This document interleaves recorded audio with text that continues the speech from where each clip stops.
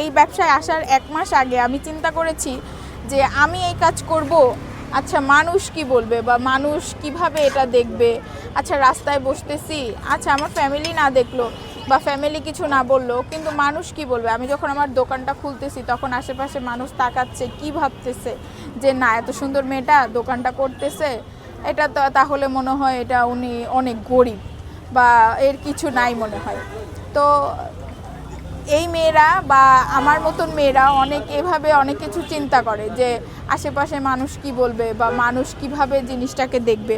তো তাদের উদ্দেশ্য বলবো যে আপু আপনারা হচ্ছে নিজে থেকে একটা করেন, যে মনোবল তৈরি করেন যে আমি কাজ করব এবং আমার কাজ করতে হবে।